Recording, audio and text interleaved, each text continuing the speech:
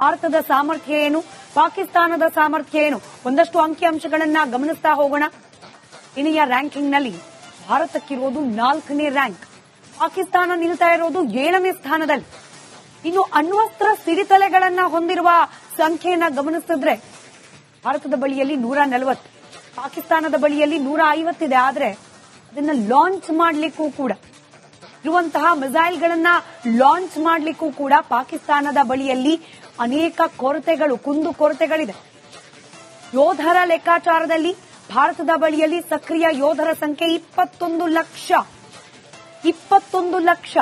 ಪಾಕಿಸ್ತಾನದ ಬಳಿಯಲ್ಲಿರೋದು 6.5 ಲಕ್ಷ ಅಷ್ಟೇ.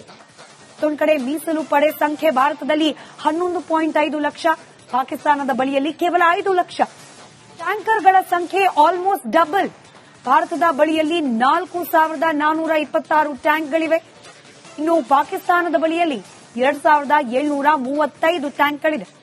ಶಸ್ತ್ರಸಜ್ಜಿತ ವಾಹನಗಳು ಭಾರತದ ಬಳಿಯಲ್ಲಿ 5,681 ಇದ್ರೆ ಪಾಕಿಸ್ತಾನದ ಬಳಿಯಲ್ಲಿ ಕೇವಲ 3,066.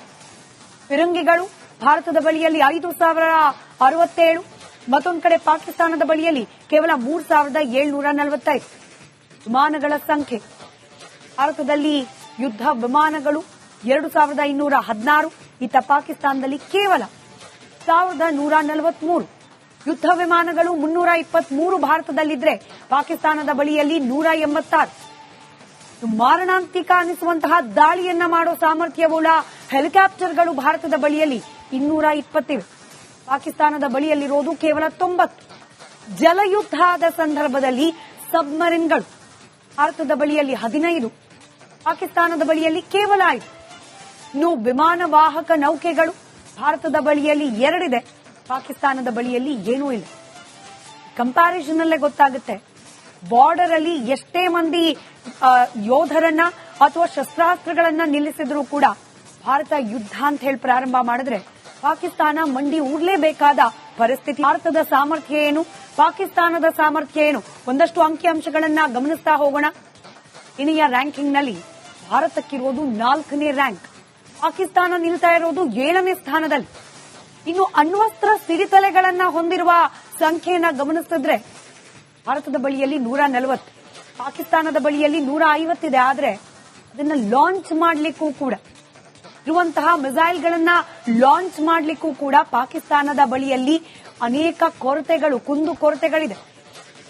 ಯೋಧರ ಲೆಕ್ಕಾಚಾರದಲ್ಲಿ ಭಾರತದ ಬಳಿಯಲ್ಲಿ ಸಕ್ರಿಯ ಯೋಧರ ಸಂಖ್ಯೆ 21 ಲಕ್ಷ. 21 ಲಕ್ಷ. ಪಾಕಿಸ್ತಾನದ ಬಳಿಯಲ್ಲಿರೋದು 6.5 ಲಕ್ಷ ಅಷ್ಟೇ.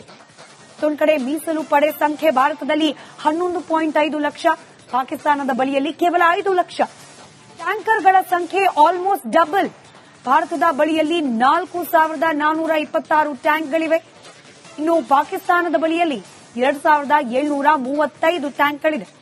ಶಸ್ತ್ರಸಜ್ಜಿತ ವಾಹನಗಳು ಭಾರತದ ಬಳಿಯಲ್ಲಿ 5,681 ಇದ್ರೆ ಪಾಕಿಸ್ತಾನದ ಬಳಿಯಲ್ಲಿ ಕೇವಲ 3,066. ಫಿರಂಗಿಗಳು ಭಾರತದ ಬಳಿಯಲ್ಲಿ 5,067, ಮತ್ತೊಂದು ಕಡೆ ಪಾಕಿಸ್ತಾನದ ಬಳಿಯಲ್ಲಿ ಕೇವಲ 3,745. ವಿಮಾನಗಳ ಸಂಖ್ಯೆ ಭಾರತದಲ್ಲಿ ಯುದ್ಧ ವಿಮಾನಗಳು 2,216, ಇತ್ತ ಪಾಕಿಸ್ತಾನದಲ್ಲಿ ಕೇವಲ 1,143. ಯುದ್ಧ ವಿಮಾನಗಳು 323 ಭಾರತದಲ್ಲಿದ್ರೆ ಪಾಕಿಸ್ತಾನದ ಬಳಿಯಲ್ಲಿ 186. ಮಾರಣಾಂತಿಕ ಅನಿಸುವಂತಹ ದಾಳಿಯನ್ನ ಮಾಡೋ ಸಾಮರ್ಥ್ಯವುಳ್ಳ ಹೆಲಿಕಾಪ್ಟರ್ಗಳು ಭಾರತದ ಬಳಿಯಲ್ಲಿ 220 ಇವೆ. ಪಾಕಿಸ್ತಾನದ ಬಳಿಯಲ್ಲಿರೋದು ಕೇವಲ 90. ಜಲಯುದ್ಧದ ಸಂದರ್ಭದಲ್ಲಿ ಸಬ್ಮರಿನ್ಗಳು ಭಾರತದ ಬಳಿಯಲ್ಲಿ 15, ಪಾಕಿಸ್ತಾನದ ಬಳಿಯಲ್ಲಿ ಕೇವಲ 5. ಇನ್ನು ವಿಮಾನ ವಾಹಕ ನೌಕೆಗಳು ಭಾರತದ ಬಳಿಯಲ್ಲಿ 2 ಇದೆ, ಪಾಕಿಸ್ತಾನದ ಬಳಿಯಲ್ಲಿ ಏನೂ ಇಲ್ಲ.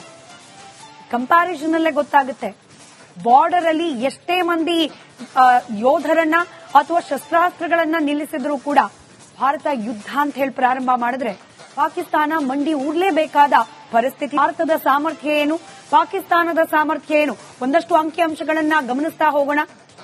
ಇನಿಯ ರ್ಯಾಂಕಿಂಗ್ನಲ್ಲಿ ಭಾರತಕ್ಕಿರೋದು 4ನೇ ರ್ಯಾಂಕ್, ಪಾಕಿಸ್ತಾನ ನಿಲ್ತಾ ಇರೋದು 7ನೇ ಸ್ಥಾನದಲ್ಲಿ. ಇನ್ನು ಅಣ್ವಸ್ತ್ರ ಸಿಡಿತಲೆಗಳನ್ನ ಹೊಂದಿರುವ ಸಂಖ್ಯೆಯನ್ನ ಗಮನಿಸಿದ್ರೆ ಭಾರತದ ಬಳಿಯಲ್ಲಿ 140, ಪಾಕಿಸ್ತಾನದ ಬಳಿಯಲ್ಲಿ 150 ಇದೆ. ಆದ್ರೆ ಅದನ್ನ ಲಾಂಚ್ ಮಾಡಲಿಕ್ಕೂ ಕೂಡ ಇರುವಂತಹ ಮಿಸೈಲ್ಗಳನ್ನ ಲಾಂಚ್ ಮಾಡಲಿಕ್ಕೂ ಕೂಡ ಪಾಕಿಸ್ತಾನದ ಬಳಿಯಲ್ಲಿ ಅನೇಕ ಕುಂದುಕೊರತೆಗಳಿದೆ. ಯೋಧರ ಲೆಕ್ಕಾಚಾರದಲ್ಲಿ ಭಾರತದ ಬಳಿಯಲ್ಲಿ ಸಕ್ರಿಯ ಯೋಧರ ಸಂಖ್ಯೆ 21 ಲಕ್ಷ. ಪಾಕಿಸ್ತಾನದ ಬಳಿಯಲ್ಲಿರೋದು 6.5 ಲಕ್ಷ ಅಷ್ಟೇ. ಮತ್ತೊಂದು ಕಡೆ ಮೀಸಲು ಪಡೆ ಸಂಖ್ಯೆ ಭಾರತದಲ್ಲಿ 11.5 ಲಕ್ಷ, ಪಾಕಿಸ್ತಾನದ ಬಳಿಯಲ್ಲಿ ಕೇವಲ 5 ಲಕ್ಷ. ಟ್ಯಾಂಕರ್ಗಳ ಸಂಖ್ಯೆ ಆಲ್ಮೋಸ್ಟ್ ಡಬಲ್. ಭಾರತದ ಬಳಿಯಲ್ಲಿ 4,426 ಟ್ಯಾಂಕ್ಗಳಿವೆ. ಇನ್ನು ಪಾಕಿಸ್ತಾನದ ಬಳಿಯಲ್ಲಿ 2,735 ಟ್ಯಾಂಕ್ಗಳಿದೆ.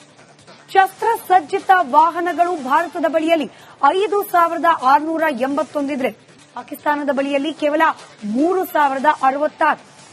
ಫಿರಂಗಿಗಳು ಭಾರತದ ಬಳಿಯಲ್ಲಿ 5,067, ಮತ್ತೊಂದು ಕಡೆ ಪಾಕಿಸ್ತಾನದ ಬಳಿಯಲ್ಲಿ ಕೇವಲ 3,745. ವಿಮಾನಗಳ ಸಂಖ್ಯೆ ಭಾರತದಲ್ಲಿ ಯುದ್ಧ ವಿಮಾನಗಳು 2,216, ಇತ್ತ ಪಾಕಿಸ್ತಾನದಲ್ಲಿ ಕೇವಲ 1,143. ಯುದ್ಧ ವಿಮಾನಗಳು 323 ಭಾರತದಲ್ಲಿದ್ರೆ ಪಾಕಿಸ್ತಾನದ ಬಳಿಯಲ್ಲಿ 186. ಮಾರಣಾಂತಿಕ ಅನಿಸುವಂತಹ ದಾಳಿಯನ್ನ ಮಾಡೋ ಸಾಮರ್ಥ್ಯವುಳ್ಳ ಹೆಲಿಕಾಪ್ಟರ್ಗಳು ಭಾರತದ ಬಳಿಯಲ್ಲಿ 220 ಇವೆ. ಪಾಕಿಸ್ತಾನದ ಬಳಿಯಲ್ಲಿರೋದು ಕೇವಲ 90. ಜಲಯುದ್ಧದ ಸಂದರ್ಭದಲ್ಲಿ ಸಬ್ಮರಿನ್ಗಳು ಭಾರತದ ಬಳಿಯಲ್ಲಿ 15, ಪಾಕಿಸ್ತಾನದ ಬಳಿಯಲ್ಲಿ ಕೇವಲ 5. ಇನ್ನು ವಿಮಾನ ವಾಹಕ ನೌಕೆಗಳು ಭಾರತದ ಬಳಿಯಲ್ಲಿ 2 ಇದೆ, ಪಾಕಿಸ್ತಾನದ ಬಳಿಯಲ್ಲಿ ಏನೂ ಇಲ್ಲ. ಕಂಪ್ಯಾರಿಸನ್ ಅಲ್ಲೇ ಗೊತ್ತಾಗುತ್ತೆ ಬಾರ್ಡರ್ ಅಲ್ಲಿ ಎಷ್ಟೇ ಮಂದಿ ಯೋಧರನ್ನ ಅಥವಾ ಶಸ್ತ್ರಾಸ್ತ್ರಗಳನ್ನ ನಿಲ್ಲಿಸಿದ್ರೂ ಕೂಡ ಭಾರತ ಯುದ್ಧ ಅಂತ ಹೇಳಿ ಪ್ರಾರಂಭ ಮಾಡಿದ್ರೆ ಪಾಕಿಸ್ತಾನ ಮಂಡಿ ಊರ್ಲೇಬೇಕಾದ ಪರಿಸ್ಥಿತಿ. ಭಾರತದ ಸಾಮರ್ಥ್ಯ ಏನು, ಪಾಕಿಸ್ತಾನದ ಸಾಮರ್ಥ್ಯ ಏನು, ಒಂದಷ್ಟು ಅಂಕಿಅಂಶಗಳನ್ನ ಗಮನಿಸ್ತಾ ಹೋಗೋಣ. ಇನಿಯ ರ್ಯಾಂಕಿಂಗ್ ನಲ್ಲಿ ಭಾರತಕ್ಕಿರೋದು 4ನೇ ರ್ಯಾಂಕ್, ಪಾಕಿಸ್ತಾನ ನಿಲ್ತಾ ಇರೋದು 7ನೇ ಸ್ಥಾನದಲ್ಲಿ. ಇನ್ನು ಅಣ್ವಸ್ತ್ರ ಸಿಡಿತಲೆಗಳನ್ನ ಹೊಂದಿರುವ ಸಂಖ್ಯೆಯನ್ನ ಗಮನಿಸಿದ್ರೆ ಭಾರತದ ಬಳಿಯಲ್ಲಿ 140, ಪಾಕಿಸ್ತಾನದ ಬಳಿಯಲ್ಲಿ 150 ಇದೆ. ಆದ್ರೆ ಅದನ್ನ ಲಾಂಚ್ ಮಾಡಲಿಕ್ಕೂ ಕೂಡ ಇರುವಂತಹ ಮಿಸೈಲ್ಗಳನ್ನ ಲಾಂಚ್ ಮಾಡಲಿಕ್ಕೂ ಕೂಡ ಪಾಕಿಸ್ತಾನದ ಬಳಿಯಲ್ಲಿ ಅನೇಕ ಕುಂದುಕೊರತೆಗಳಿದೆ. ಯೋಧರ ಲೆಕ್ಕಾಚಾರದಲ್ಲಿ ಭಾರತದ ಬಳಿಯಲ್ಲಿ ಸಕ್ರಿಯ ಯೋಧರ ಸಂಖ್ಯೆ 21 ಲಕ್ಷ. ಪಾಕಿಸ್ತಾನದ ಬಳಿಯಲ್ಲಿರೋದು 6.5 ಲಕ್ಷ ಅಷ್ಟೇ. ಮತ್ತೊಂದು ಕಡೆ ಮೀಸಲು ಪಡೆ ಸಂಖ್ಯೆ ಭಾರತದಲ್ಲಿ 11.5 ಲಕ್ಷ, ಪಾಕಿಸ್ತಾನದ ಬಳಿಯಲ್ಲಿ ಕೇವಲ 5 ಲಕ್ಷ. ಟ್ಯಾಂಕರ್ಗಳ ಸಂಖ್ಯೆ ಆಲ್ಮೋಸ್ಟ್ ಡಬಲ್. ಭಾರತದ ಬಳಿಯಲ್ಲಿ 4,426 ಟ್ಯಾಂಕ್ಗಳಿವೆ. ಇನ್ನು ಪಾಕಿಸ್ತಾನದ ಬಳಿಯಲ್ಲಿ 2,735 ಟ್ಯಾಂಕ್ಗಳಿದೆ. ಶಸ್ತ್ರಸಜ್ಜಿತ ವಾಹನಗಳು ಭಾರತದ ಬಳಿಯಲ್ಲಿ 5,681 ಇದ್ರೆ ಪಾಕಿಸ್ತಾನದ ಬಳಿಯಲ್ಲಿ ಕೇವಲ 3,066. ಫಿರಂಗಿಗಳು ಭಾರತದ ಬಳಿಯಲ್ಲಿ 5,067, ಮತ್ತೊಂದು ಕಡೆ ಪಾಕಿಸ್ತಾನದ ಬಳಿಯಲ್ಲಿ ಕೇವಲ 3,745. ವಿಮಾನಗಳ ಸಂಖ್ಯೆ ಭಾರತದಲ್ಲಿ ಯುದ್ಧ ವಿಮಾನಗಳು 2,216, ಇತ್ತ ಪಾಕಿಸ್ತಾನದಲ್ಲಿ ಕೇವಲ 1,143. ಯುದ್ಧ ವಿಮಾನಗಳು 323 ಭಾರತದಲ್ಲಿದ್ರೆ ಪಾಕಿಸ್ತಾನದ ಬಳಿಯಲ್ಲಿ 186. ಮಾರಣಾಂತಿಕ ಅನಿಸುವಂತಹ ದಾಳಿಯನ್ನ ಮಾಡೋ ಸಾಮರ್ಥ್ಯವುಳ್ಳ ಹೆಲಿಕಾಪ್ಟರ್ಗಳು ಭಾರತದ ಬಳಿಯಲ್ಲಿ 220 ಇವೆ. ಪಾಕಿಸ್ತಾನದ ಬಳಿಯಲ್ಲಿರೋದು ಕೇವಲ 90. ಜಲಯುದ್ಧದ ಸಂದರ್ಭದಲ್ಲಿ ಸಬ್ಮರಿನ್ಗಳು ಭಾರತದ ಬಳಿಯಲ್ಲಿ 15, ಪಾಕಿಸ್ತಾನದ ಬಳಿಯಲ್ಲಿ ಕೇವಲ 5. ಇನ್ನು ವಿಮಾನ ವಾಹಕ ನೌಕೆಗಳು ಭಾರತದ ಬಳಿಯಲ್ಲಿ 2 ಇದೆ, ಪಾಕಿಸ್ತಾನದ ಬಳಿಯಲ್ಲಿ ಏನೂ ಇಲ್ಲ. ಕಂಪ್ಯಾರಿಸನ್ ಅಲ್ಲೇ ಗೊತ್ತಾಗುತ್ತೆ ಬಾರ್ಡರ್ ಅಲ್ಲಿ ಎಷ್ಟೇ ಮಂದಿ ಯೋಧರನ್ನ ಅಥವಾ ಶಸ್ತ್ರಾಸ್ತ್ರಗಳನ್ನ ನಿಲ್ಲಿಸಿದ್ರೂ ಕೂಡ ಭಾರತ ಯುದ್ಧ ಅಂತ ಹೇಳಿ ಪ್ರಾರಂಭ ಮಾಡಿದ್ರೆ ಪಾಕಿಸ್ತಾನ ಮಂಡಿ ಊರ್ಲೇಬೇಕಾದ ಪರಿಸ್ಥಿತಿ.